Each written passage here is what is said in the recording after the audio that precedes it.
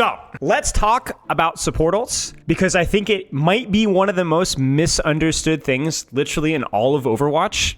Maybe the most misunderstood thing certainly within the support role, because it is a thing that is my personal pet peeve. It drives me up the wall, but also there's a very, very clear reason why it's such a problem. If you go back to like Overwatch 1, whether it was old Mercy's Valk with the multiple reses or Transcendence or Sound Barrier, a lot of the initial support ult designs were very reactive. Like something bad goes wrong, you stop it from going wrong with a Transcendence, with the Sound Barrier, you pop Valk, you get the res reset, whatever the case may be. So a lot of our early understanding of the game kind of shifted on that front. But since then, not only has the game format changed, the maps changed, but also a lot of supports have come out that don't really function in the same way that we look at support ults. And we often look at old support ults as reactive. Something bad goes wrong, let's respond to that. But most of support ulting in Overwatch 2, even with those Mercies, Zenyattas, and Lucios that we spoke about earlier, is more proactive. In other words, before something desperately goes wrong, or even not even waiting for an enemy ult to respond to, we're popping that ult as an advantage. And so there's a couple of reasons why that's the case, and we're just going to kind of use this as an example here. Whether it's 5v5 or 6v6, it doesn't really matter all that much. This is just a good visual example here. So a way to look at this here is if Ana has Nano, she can wait for my Genji to get low and then nano him to defend him. But at that point in time, he may have already disengaged. She can wait for my Zarya to get low. She can wait for my Ball to get low. She could defensively nano somebody that is under a lot of pressure, and that's fine and all. But if you look at the position that we're in right now, we're stuck in a choke.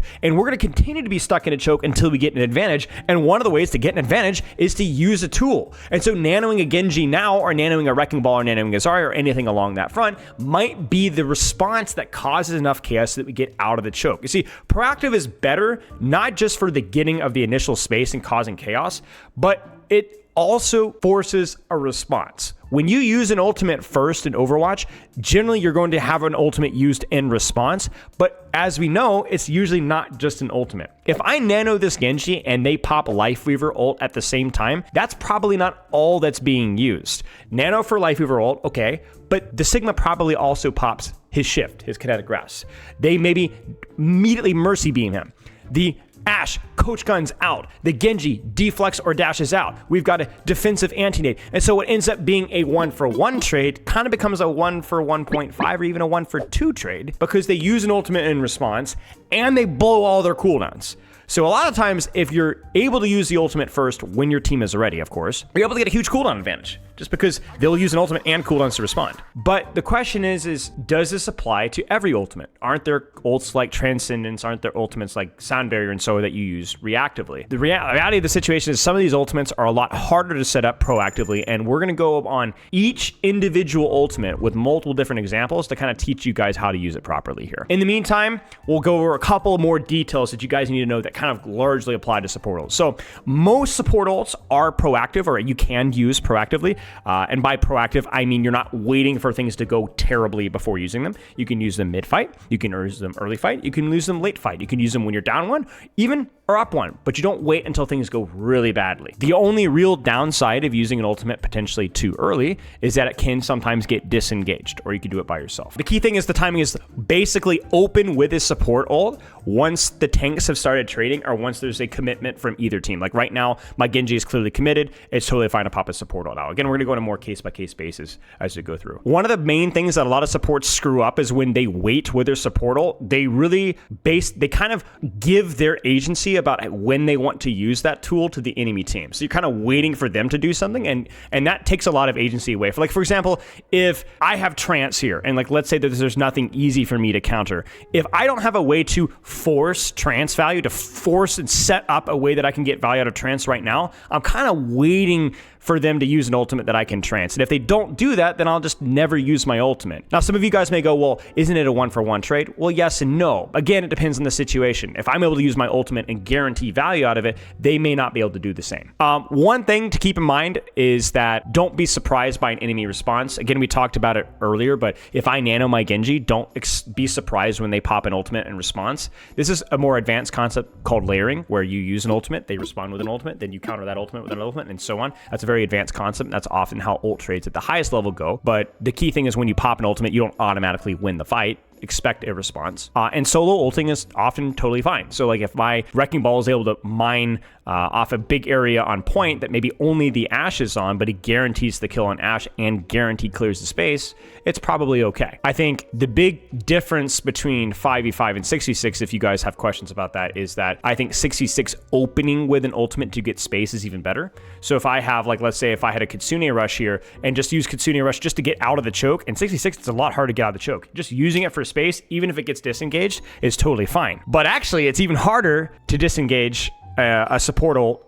in 66 because there's just more moving parts. So opening up with an ult is even stronger, a support ult like Kitsune or Juno or anything that provides an initial burst advantage, because there's so many more people that have to disengage that. So just getting out of the choke is generally it's totally worth the value. On the flip side of things, in the 66 format, using an ultimate like Transcendence or Sound Barrier, we'll say a more reactive ultimate potentially. So generally you want to take your approach of, you could set up your value with your ult on an angle if you'd like, but it's also, you'll find more value of just beating and trancing on main more often in 66. As always, practice makes perfect. Communication isn't really necessary. You got to use your eyeballs and trust your teammates to just find value, even accidentally. I think a lot of low-rank support players are naturally distrustful, which is frankly why they're lower rank.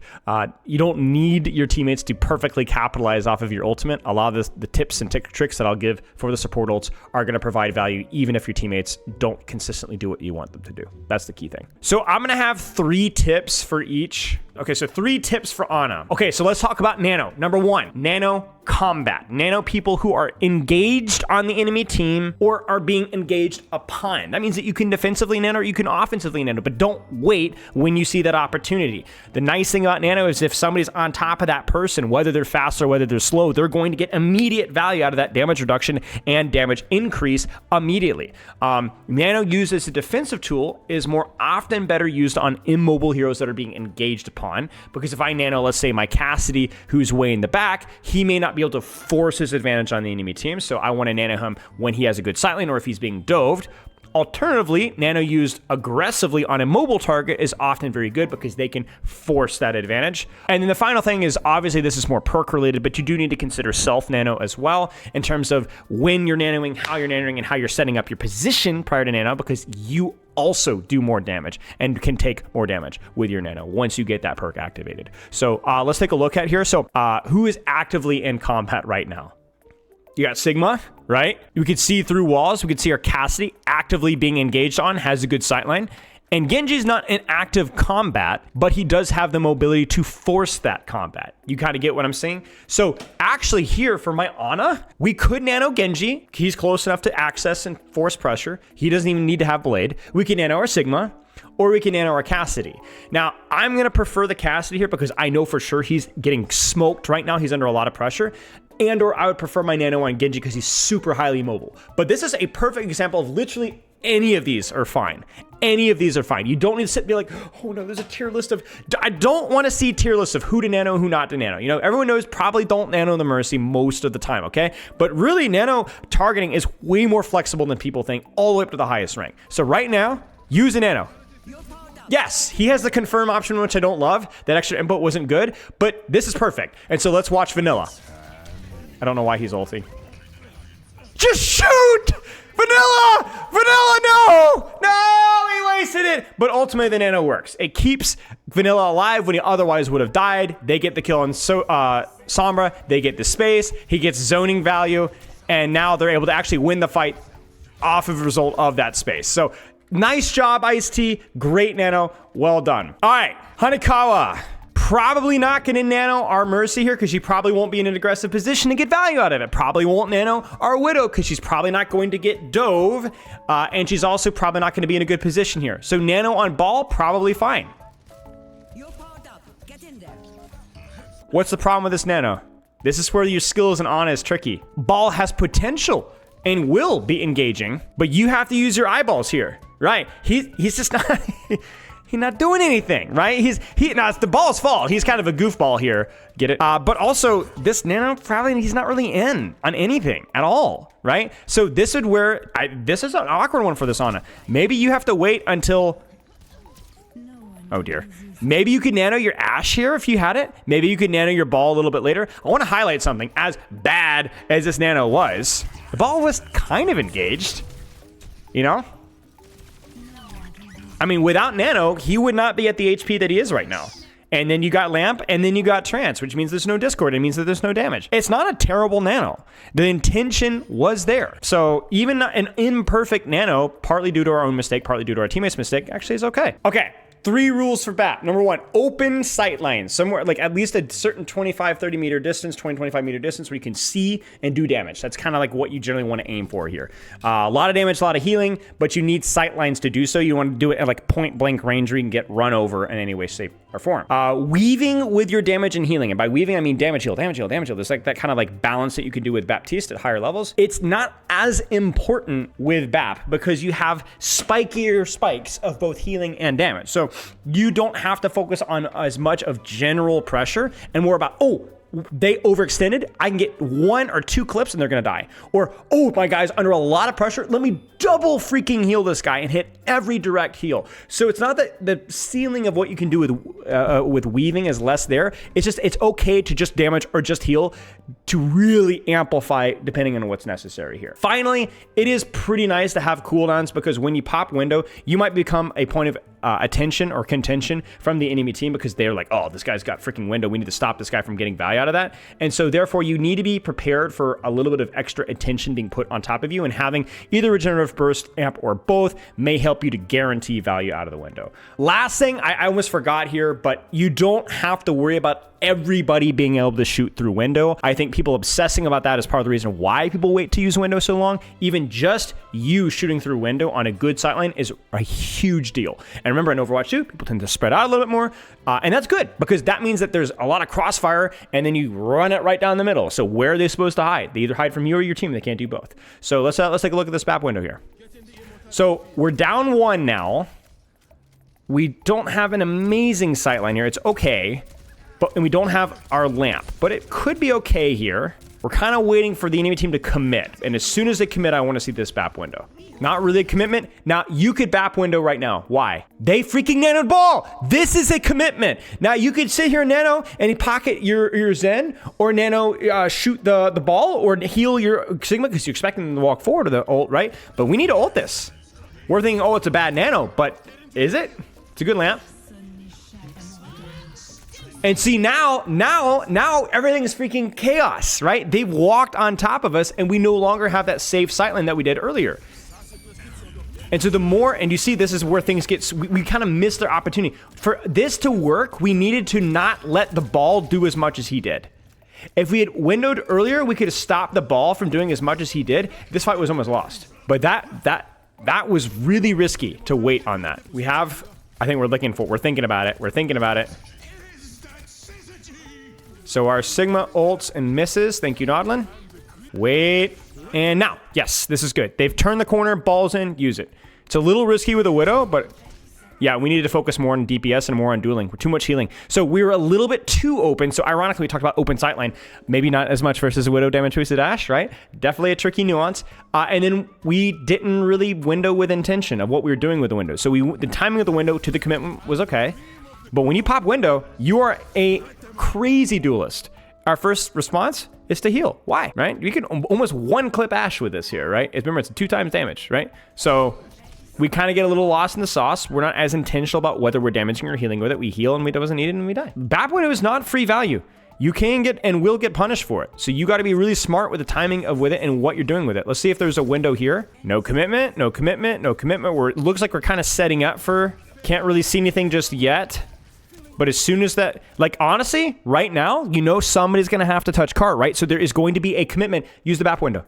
Right now. Fight started right now. Here we go. Use it. See, this is where you wait too long. And now, you've already had to use your lamp. Your Sigma's already low. You also lost your angle up on high ground, which I kind of liked here. And so it's not a terrible window, but again, it could have been used just a little bit earlier. Do you notice, by the way, we're focusing on the damage there when we see an opportunity to? Yeah, okay. Not trash. Not trash. Could have been done a little bit sooner. Okay, Brigitte. Rules with Brigitte. Either catch combat or set up a proximity angle. So in other words, you want to either catch an engage that's forced on you, or you want to force an engage on them. If I'm playing versus a heavy dive comp, I can counter a dive really well with rally. But if I don't have a way or a dive to play versus, then I'm going to have to find a sneaky and clever way to force it on them. And more often than not, you're going to find that to be the case with Brigitte. You can abuse the bash reset as well off of your ult. So remember, you get a shield bash reset when you press Q. So you could use that to close distance easier or disengage easier. And the final thing, and this is maybe the most important thing, is remember, you're not invulnerable. I see this all the time where Brigitte's pop rally and they just assume that, oh, I'm invulnerable, I can do whatever I want, and they just absolutely melt. You can be more aggressive with your ultimate, but you do need to manage your aggression. If you die with rally, it's a huge problem, not only because you die, but because you lose that consistent pressure and sustain that you're giving to you and your teammates. Using rally to win a 1v1? Sure, absolutely. Okay, let's take a look here. And this is kind of what we talked about, right? Using it to force proximity on the enemy team. Now, this is really risky. So you're going to shield bash, you're going to pop Q to reset shield bash, and you're going to pop rally. But this is still a 4v1, potentially here. So you need to live. You need to be careful. So, ladies and gentlemen, should we go for the kill here? The answer is no. Why? Because it's a 3v1, 4v1. No. But you tell you what, you can win this fight by swinging once and just holding shield and then finding corner. Watch this. Let's watch this from this perspective here. Bam, bam, bam, bam, bam. Oh, we got the kill. Okay, certainly now, though. Just hide, hold shield. A little bit of swinging, take a little bit of damage. Yes, beautiful. Do you see the value? Yes, this is brilliant. I'm so glad we looked at this one. Look at the space that we got for our team. Look at this. I want you to get to the... This is a really hard choke to break for context, right? Like, this is miserable, right? Watch the little red and blue circles here. Bam, bam, get the kill, bam. Everyone turns. 1, 2, 3, and Val. They freaking double ult us. We full disengage using our second bash out, live to corner, flex, and now look at the space that our team has. Our team is really slow, holy crap. Even despite that. Okay, wait a second, what's going on here? I wouldn't be pushing here.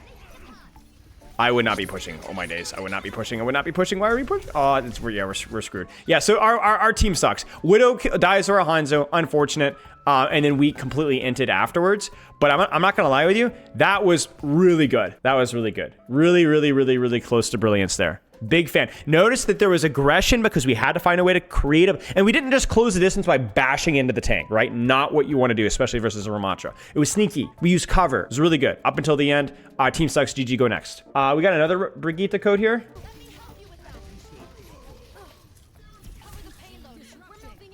So you could rally this, but you need to wait for them to commit.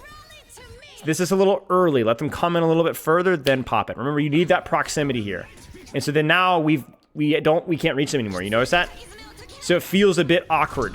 You notice that? So it really, proximity is so important with rally. Either they've got on top of you or you've been able to get on top of them. So it's not a trash rally. We were able to push forward a little bit, which has made things messy and maybe we can win this out, but it does feel a bit awkward here. Yeah, it wasn't trash. Okay, we get one more rally here.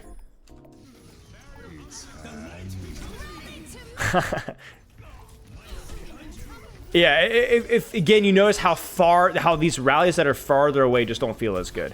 That's the tricky thing. Let's look at one more here, because we've had some opposite extremes. Maybe we'll find something a little bit in between here. We'll watch one more rally. Okay, let's see it. So we're down 2. I'm not sure if this is winnable, but we get a little lucky. We pop it, immediate value. So winnable, you know, winnable because I wouldn't be playing as aggressively versus Hazard. You can't necessarily win that 1v1. We definitely would not bash in. That rally was okay because it was kind of winnable-ish. So the rally itself was okay, maybe not so much the play afterwards. All right, we'll look at the second half rally and then we'll look from there. We'll watch one more rally then. Good whip. If they hard dive us here, we can pop the rally. Everything's pretty far away though, so we need to think about how we can position ourselves better here. They may not even be able to reach my Ana here, so the rally may not get anything done. You see that? It might have been... That's better because you caught him engaging and prevented him from disengaging out. And then now you can push yourself forward aggressively. And then you get the peel value here. Yeah, that one was a little bit better. But this one is a much more tricky ultimate because it has limited scope and range, which is why it's so important that you wait for them to force themselves on you or you're able to close the distance with the double bash. Okay, Illari, we only have one code for here, so we'll only go maybe 1 or 2 ults here. Okay, so this is 66. Illari rules. Sightline pressure. Even if you don't necessarily get a huge 7,000 trillion kills, at least make it uncomfortable for them to hide. At least force them behind a wall for a long period of time. Totally fine. I think like launching it quickly or holding patiently, like one of those, either the psychological pressure or the direct pressure is totally fine, but you do need a sightline kind of like Bat for it to work. And you don't just want to fly in the open with your brain off. I will say off of that, it is nice to have your shift, so your mobility cooldown, your outburst, I believe it's called, to be able to deepen your angle to follow up off of kills to confirm the threshold, but it's not a necessity all the time. It's kind of like, you know, if you have your pylon to help deepen that angle, if you have your outburst, it's pretty nice. Let's take a look here. So we have our ult. We kind of just run it from main, but we do have a nice sightline. We can hit any target here.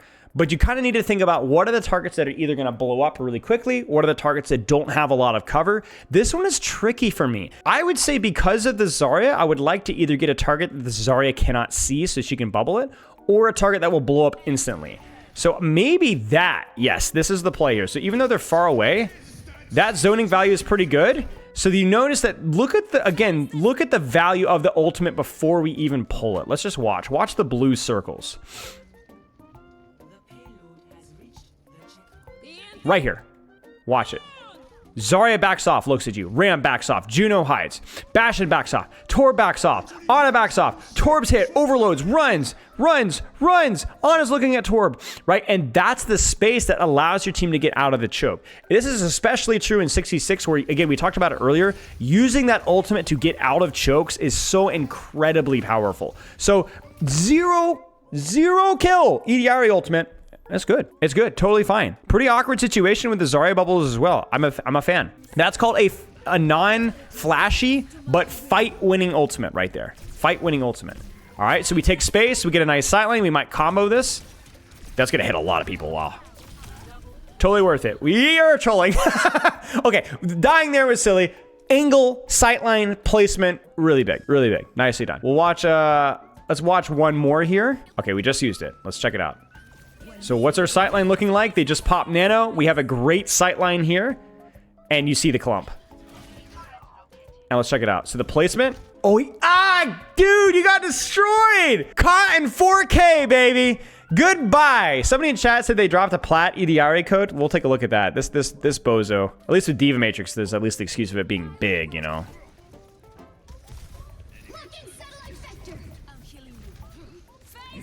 Sure. Use it. Hit somebody. Send these bozos off. Huge. Good. She's dead. Oh, no. We didn't quite get the threshold.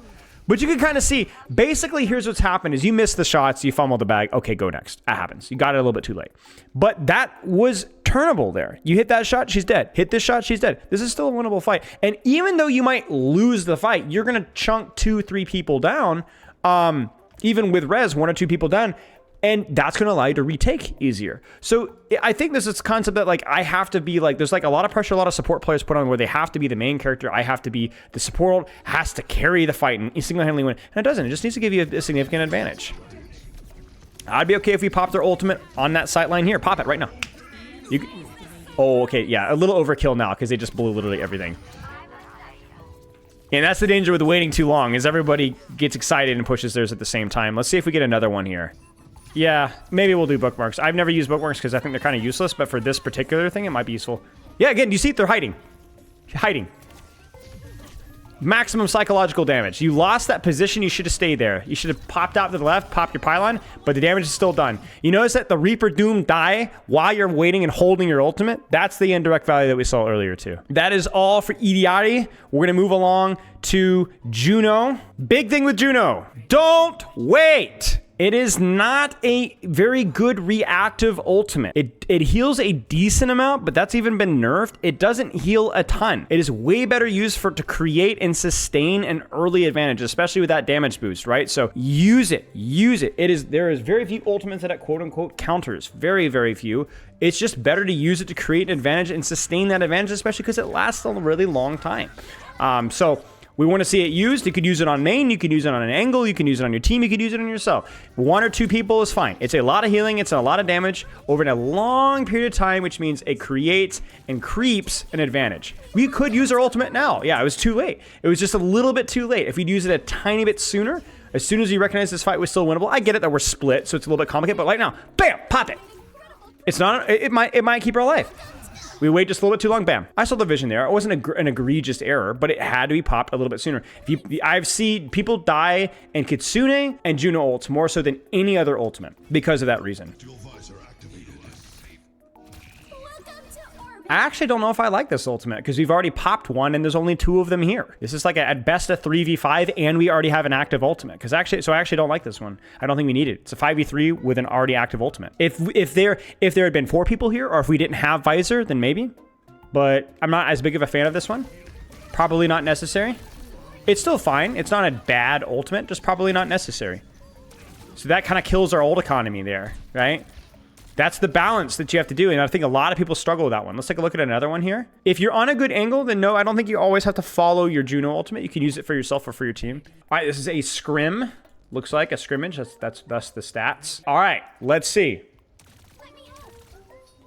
Fight hasn't quite started yet. It might start now. We might need to use it. Use it. Pop it. Respond. No! Too late. Don't wait. I assume we're just resetting here. Yeah. So if we look at it from Song's perspective, I think I really like this ultimate because fight started. Go. Bam. Look at that. Huge damage boost. Bam, bam, bam. Healing, damage, moving forward. Beautiful. Right there. That was a really good support ultimate. I understand, Waffle. In a scrimmage environment, I'll cut you a little bit more slack because there's like certain expectations of communication. I actually see dumber errors in scrimmages. Oh no, I forget the scrim code is bugged. I actually see occasionally dumber errors in scrims than I do in ranked because there's a certain amount of expectations that you put on your teammates and they just beef. They did, but not for scrim code, and I think I've had it happen once with the 6v6 code as well, the crash. But if you treat it delicately and respectfully, it works. Check it. Watch. It's okay. No pressure. You'll be fine. We're just gonna pull it up really quick here. You'll be fine. I'm just gonna take a quick look at the Juno ult here. No pressure. You do you, mate. We'll even give it a pause just to make sure that you're good here. Where are we gonna go? What's a good place to go? You think here? Can you handle that? I think you can handle that. It'll be all right. Yeah, look at that. No pressure at all. You're doing great. You're doing great. So they haven't quite started yet, so we're going to try something. We're going to try and go a little bit further. Show me what you got. Yeah, look at that. Look at that. We'll go a little bit further because, you know, that's a long time to wait here. We'll go about right there. I think you can do one more. I want you to show me. Ah, you stupid. Hate you. Ah, burn. No. Ah. Okay. It's fine. Really, it's fine. I really, let's be honest. How many times did I click there? Like 5 times? Like that. Anybody who can handle 5 times clicking. I don't think that that's anything wrong with you. Well, here's what we're going to do. We're going to do 1 freaking click. That seems way more reasonable. And honestly, I don't know what I was expecting prior to that, honestly. Like anything more than that just seems, I mean, literally who could handle 5 clicks? You know what I'm saying? Like nobody I know, right? All right. Let's take a look here. We'll get 1. I just need 1. All right, winnable fight. On an angle. Fight's getting messy. Haven't built it yet. We're Bing Chiling. Torpedo's all right. Speed ring to avoid vortex. Swing it out in the angle. I think it's because we think we have ult. Up 1. Even. Pop it. Lead it towards our team. Yeah, this is good. Extended value. Look at that. Extended healing, extended damage boost. And then by the time they pop blade, it's too late. Yeah, this was good. That was good. Let's keep going here. Kiriko! Very similar to Juno ult. Obviously, there's a little bit less direct healing. It's more about like enhancing your output of healing. And the cooldowns and reduction is great. But the big thing is just don't wait. just use it. It doesn't do any direct healing. It's about, it accelerates what you can do, but that doesn't necessarily mean self-healing. Kiriko ultimate is almost never a reactive ultimate. It is almost always used to respond to an ultimate that isn't immediately lethal or to create your own advantage. You can use it from an angle towards your team. I think playing it on main is fine, but you could also do it on an off angle and send it actively towards your team. And don't try to get your entire team, even just 2 people, 1, 3 people, whatever is fine. So let's give this a check here. Fight's just starting. I wouldn't mind us to push cart, or oh wait, they're coming at us. So we can wait for them to walk at us, and as soon as they've committed, we pop the ult. Reactive proactivity, or whatever you want to call it. It is a cool skin. There's a ton of new Overwatch skins that I've never seen before. I swear, every new coaching session, I'm like, ooh, 45, still winnable. I would be sitting my booty cheeks right now. As soon as that Ryan comes in, smack him in the mouth. Right now, pop it. We don't need to kite. What if our team doesn't kite? And then, see, my Zarya's not backing off. You could pop, right here. Wow! Right? I don't know where Mario came from, but yeah, this is okay. This is okay. They've committed. And now your Bastion's getting value out of it. Zarya's getting value out of it. The Suzu's good. You popped it early enough before things got bad. That was okay. Yahoo! That was pretty good. That was okay. We could have been a little bit further on the angle here, but that was all right. You notice that we didn't wait until things got really, really, really bad. We waited for them to start fighting, and then we popped it. Good stuff. Let's look at another one in here. Okay, what do we got here? Looks like we're gonna go up top here. Definitely need to leave cart. We don't need 3 on cart. You can freaking Kiriko ult top. Like if this Pharah, okay, we get a kill on Pharah. But stop, stay focused up here. You could freaking pop Kiriko ult to help your Moira here. You could pop Kiriko ult to just. Okay, maybe not. Maybe see, yeah, we're thinking release, but this is still winnable. You're only down 1. This is a 3v4. You could pop Kiriko ult from here down to your team and hold the angle here. Straight up. Don't forget, it's got an active like little boop, boop, boop, boop, boop thing. You know it does. So, you know, I don't think this is a mistake, but there's an opportunity there that we got to know. You could pop it now, because he's not going to die immediately, because he's actively blocking, and then now you could pop it right towards your Bastion. Yep, skippy do. You can pop it on main here, this is fine. Sure, okay. Yeah, extended value. The longer this ultimate has active value without people instantly dying, the more useful that it is. The only problem there is, like, do you question whether it's best for you to use it on main, because you're not that good on main, right? Right in front of a tank, but it's still useful, right? Still okay. We got out of there. Yeah, it's fine. It's okay. Like, Kiriko is, like, it's not too hard to use. Just use it. Just use it. It's an extend. The longer the duration of the support ult in terms of the extended value, the quote unquote harder it is to use to counter an ultimate, but the better it is to just use it, right? Oh, this is a 66 one. Oh, nice. Perfect then, actually. Because I saw Kiriko is just self-rescue. Pop it right now. This is a commitment. Bam! What? Right here. Throw it right down, not towards the damage necessarily, but towards your teammates. Pop it towards your ram. They're going to walk off of this. Don't let them do it. It's good Suzu. Use it! Missed opportunity. You see, once we miss that opportunity, you never stabilize. You never stabilize. We didn't do enough damage to that Cassidy. We didn't, or that Wrecking Ball, right? Okay, let's keep going. You can use it, use it. It's a 6v5. It's still very looseable. Use it right now. Bam! Okay, maybe now, not so much. But if things start to get any messy at all, I mean, I guess. I mean, it wasn't terrible. But yeah, we missed an opportunity there. There's no reason for us to lose that fight. Okay, Lifeweaver. So Lifeweaver has definitely kind of I would say a hybrid one, where there is technically a little bit of a burst there for sure. But it can also last quite a long time, and it overheals, right, with the shields, which is really useful. So it has a pretty nice little area, so it can be used proactively if you'd like to. Again, like a lot of the other support ults, it could be catch and engage or enable aggro. It's not necessarily going to counter a nano blade, so don't always wait to use it. Think about where they're focusing is the key thing with your tree. Like, are they focusing my tank? Are they focusing me? And then use it quickly. I do think it means there's more opportunities for you to heal apart from you. So if you tree yourself because you're getting dove, there might be an opportunity to heal somebody far away from you because the tree does a lot of your job for you. Or maybe it allows you to do damage more. Beyond that, there's obviously like, you can block off people with it as well, like little niche fun things that you can do with it as well. That's worth keeping in mind. But yeah, for example, like right now we're clearly ahead, so we won't use it, but I'm curious to see how this Weaver uses it here. So there's no real commitment just yet. We're not under a lot of threat. Like right now, tree. Right now, tree. Tree because there is a commitment happening right there. So having a structure that blocks off here and actively heals my team for an extended period of time and honestly baits damage attention too. Like, let's be honest, it's a big succulent juicer. You want to shoot it, right?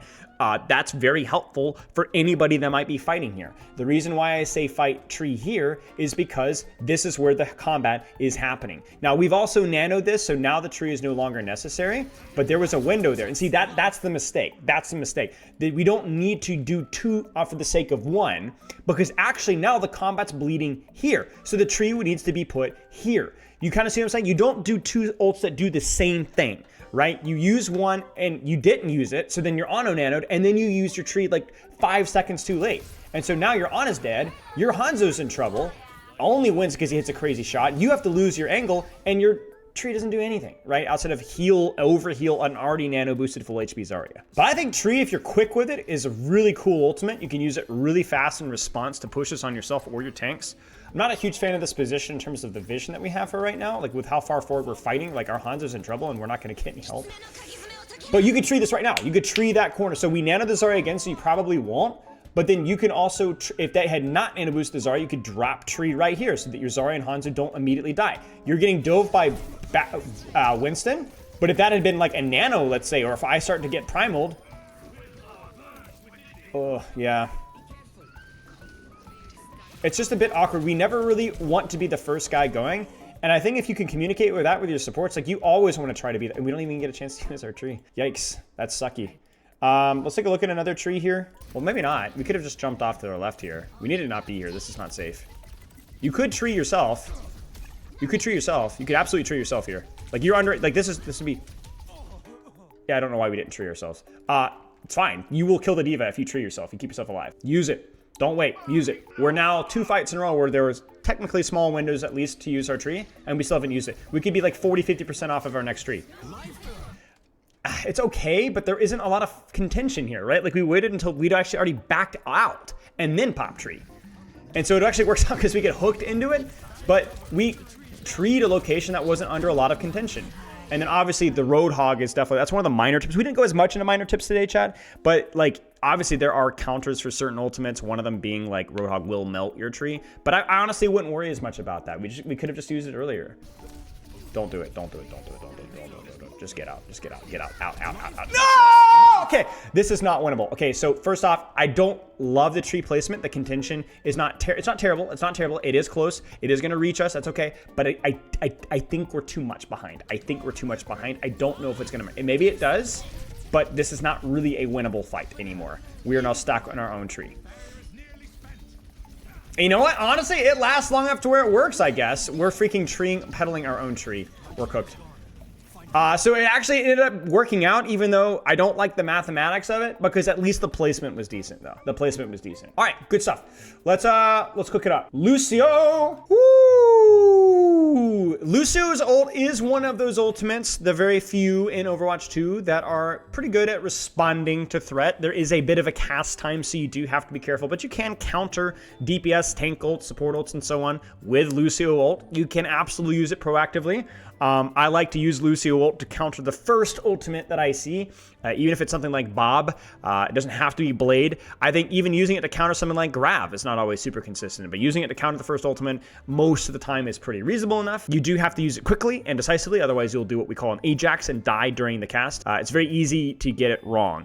I do think that speed aura during the ult is generally better because you can, I think you can technically overheal a little bit underneath, but just getting value out of that survivability while you have it is great, and speed can help you and your team with that. And also keep in mind that during the beat, you as an individual can also play them more aggressively, so there's more opportunity for aggressive plays as well. Don't try to get your entire team into it. Just a couple of people is fine, 2, 3, 4. The more the better, but don't focus that at the expense of just timing it well. Why do we call it an Ajax? Old pro player that died, I think, 4 or 5 times during a beat in a match back in 2018. So his name was Ajax, and he's kind of been immortalized through that.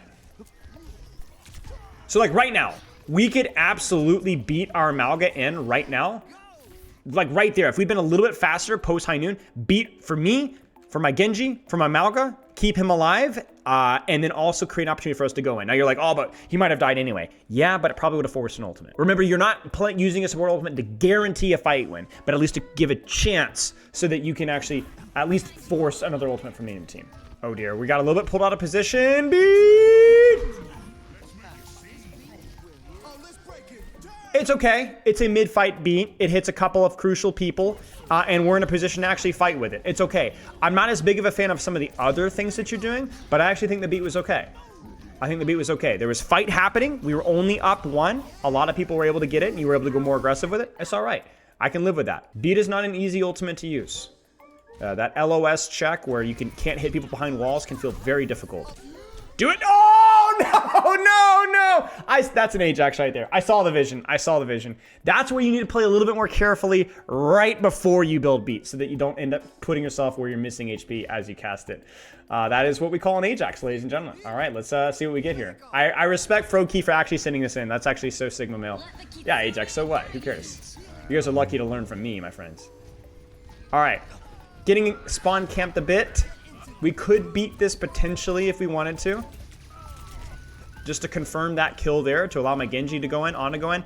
Remember, it doesn't have to be a big fat beat. Killing 2 kills right there with your Genji, because you beat, yeah, this is fine. Confirm the fight win.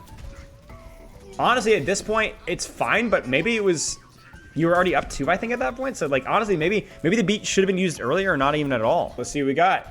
Jar of Jam is on the other team. That's the person who actually sent in the code, but we're going to look at the other Lucio because Jar of Jam has been too much of a celebrity. Down 1. Stuff's happening. Things are getting messy. Hazard's in. Winston's 1. Hazard ults. Unfortunate timing of the Symmetra dying. Probably already a 1 fight at that point in time, so that's a little bit unfortunate, but it's not trash because it probably does save my Hazard's life. I think he would have died at the Tracer otherwise, so even though it was not a great beat, it might have saved my Hazard's life, which might have indirectly allowed us to hold this fight. So I think it's okay.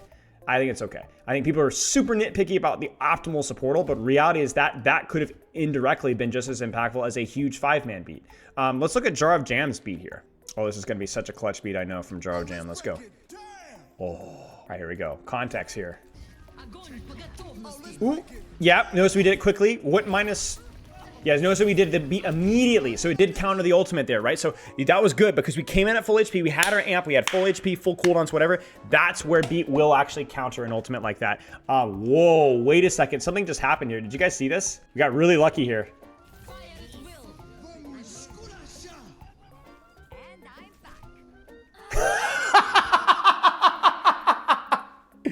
She lost her EMP. Are you serious? She just walks in front of the entire enemy team. I swear, that's crazy. All right, yeah. I mean, we saw a good use of it actually being used reactively there to counter an ultimate. Yeah, good stuff. Okay, Valkyrie. Same as Juno Kiriko. Do not wait. It does give you a defensive advantage, but it is not a spiky defensive advantage outside of, I guess, you personally being able to move quickly.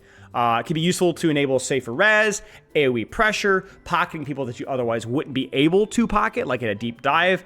Obviously, situational pistoling is sometimes useful on immobile characters. I'm not going to say it's bad. It's sometimes okay. And the AoE beam is nice, like you can hit multiple targets, but keep in mind, it might be better to beam a solo target that's actually in deep than a bunch of targets that aren't really doing anything in the back. So, yeah. Mercy Lifeweaver on Circuit Royale. Wow. Like right now, pop it. AoE heal, AoE damage boost, ability to help multiple angles at the same time. This is a commitment. Use it. Pop it. Look at that. Look at how much more passively you have to play here. Look at how much space that you had to give. Look. So you're gonna pop it reactively to get the res, but that's not even a guarantee. Ah, you see? Use it. Use it. Give yourself that advantage early. The extra bit of healing, the ease of healing, the ease of movement, the speed, the self-survivability. You get it? It's timing, man. That Winston has committed. Use it. Let's see what we do here. Did we learn our lesson? Kind of a commitment. Yeah. It's all right. Yeah, this is a commitment. This is all right. Damage boost, damage boost, damage boost. Yeah, look at that. Well, otherwise, we would not be able to pocket our Sigma safely. Look at that. Huge. I don't know why he got gripped. But then we're able to play a lot more proactively with our pocket. We're able to, and look at how long this advantage has lasted. Like, it's hard to quantify our ability to pocket our Sigma safely and our ability to heal our Widow for a little bit more and then get a little bit of an AoE chain with the pocket. But all those little things add up over a long period of time. This was night and day. This was night and day. This was much better. Much better. Instantly better. And it was trickier too because without the dive tank, it's not always super clear about when the fight started, but the tank, wait, another Circuit Royale? Okay. But yeah, that was great. That was really well done. Okay, let's skip ahead here. Oh, wow. This is a long game. I didn't notice. You could Valk this. AoE damage boost on this choke would be really useful. A little bit of extra beam range in case you want to pocket your Ramatra could be really useful. Again, it's hard to quantify these things. It's not flashy. It's not fancy. You don't go for a pop-off res. But it's those small little advantages that prevents this really, really bad crap from happening. And you see, the problem is that we made the same mistake. It's too late for this now. We're already rooted. The res is fine, I guess, but the damage has already been done. And now we're not even getting value out of the Valkyrie because we're not even getting the chain out. It's not a bad Valk, but it's one of those reactive Valks to get a res. But that's only one way that you can actually use the Valk, right? It's not bad to go for it, but yeah. I'm being an angel. Heroes never die. Almost good. Almost good. So it's a tad early. They haven't really committed yet.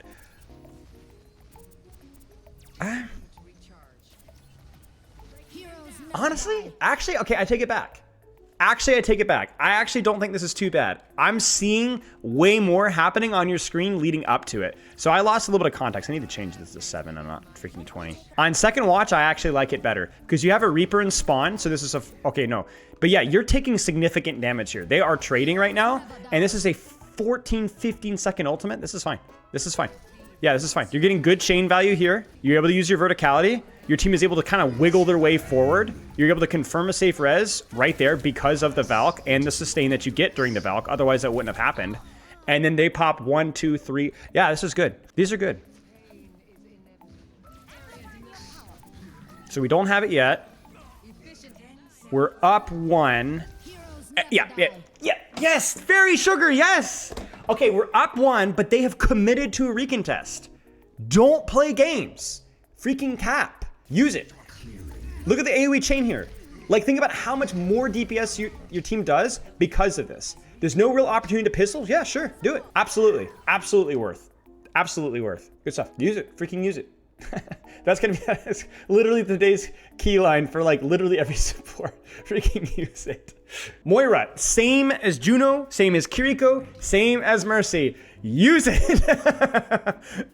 It is a decent amount of healing, but it's not a ton of healing, at least in comparison to like the burst of trance or sound barrier. It also has a lot of offensive pressure, has a decent duration, and has a lot of range. So using it offensively or mid-fight is really good. Often you will have to choose about prioritizing healing or damage because yes, it cleaves, but not everyone's gonna line up in a row. So general rule of thumb is healing critical health targets, priority number 1. Then cleave, then hitting multiple targets. Then DPSing a squishy, then DPSing or healing a friendly tank, then DPSing enemy tank. Like DPSing enemy tank is like the least useful thing you can do with it. And it kind of follows that general thing. Yeah, just pop it. Also, a couple of details. Orb into Coal is nice. So using your orb into your Coalescence, a little bit of extra damage or healing. And also don't forget you can fade mid Coalescence to deepen your angle or to disengage pressure or CC being put on you. So yeah, okay, let's take a look here. What do we got here? We're even. We're even now. It's not bad. It's not terrible. Yeah, I mean, it was especially in 6v6, the tank pressure isn't trash, and there was definitely a fight still going on. So we're we're kind of lost in the sauce here with movement. But without that Cole, I don't think we confirmed the kill on D.Va, and we had a real chance to keep our Sigma alive there too. So the actual timing of the ultimate itself was honestly fine. It was still a very losable fight. Let's not wait around. Let's check J2K here. We just capped. Now that is like more of a macro thing where like in theory, if you've just capped, you don't have to use an ultimate. You can pop this here. Yeah, we missed the orb, but this fight is going, and this is going to keep us up. This is going to allow us to keep pushing here. Like, again, you see, it's kind of hard to quantify these things, but that was pretty good. Like, it got us out of the choke. It forced Venture cooldowns, Sigma cooldowns, Moira cooldowns, and then also got the kill. And it kept us alive at the same time. So again, that ult was also not too shabby. It kills me. You can tell what rank this is because both Moiras have picked the longer fade perk, and it's annoying me. All right.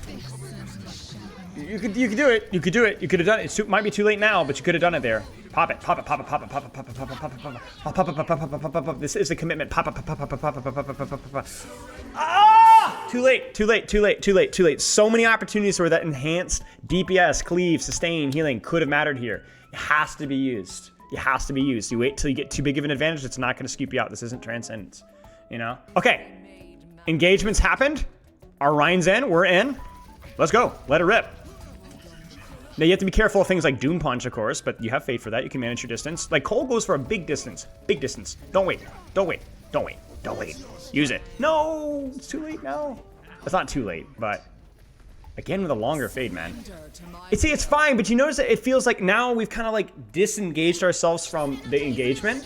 So, like, we're just not in as good of a position to contribute as much. You get what I'm saying? And so, you know, you create those advantages early. You don't leave it up to chance. This is kind of what I'm talking about, losing agency, where you let that Doomfist kind of do what he wanted with your team for a while before you actually contributed something. And it's too late, you know? It wasn't a horrific Cole if we build it then, but it was way too late. It was way too late. Okay, Zenyatta. So, boy, this one is tricky. Yeah, reactive, especially in 6v6, but I think with the nature of how 5v5 spreads, things like the DPS passive and so on, people using Zenyatta Trance only as a response is not that consistent. There are a lot of circumstances, especially in 5v5, where you can utilize Trance as insurance to take a deeper angle or make a more aggressive play. It's just not that good of an ultimate, really. You know, when you have space, you can kind of force the reactivity by taking a more aggressive angle with a DPS or even by yourself and be like, hey, come on, hit me. Create a lot of space for your team, pop Trance, give your team a little healing, retake a different angle. It's a little bit safer. So there's some nuance with it, of course, but I think that most of the higher level Zens will use Trance in a similar fashion depending on the situation, but trying to wait for a big ult to Trance may or may not.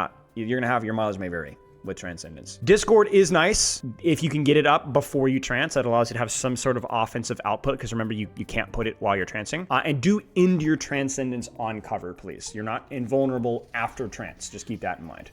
Okay, so let's see here. This is 66, which means that there's a little bit less of an importance placed on, you know, trancing yourself selfishly. But honestly, like, if the difference between you dying while this fight is still winnable is trance, use it. So if this ball commits and I'm 1 HP, I might even trance. It's okay. It's okay. That was okay. I don't like where we ended the trance, but you know, using it's okay. Because the tricky thing with trance, the thing that nobody remembers about trance and why it's not always a great ultimate is it is very limited in the range. And crucially, you don't have impact during the trance.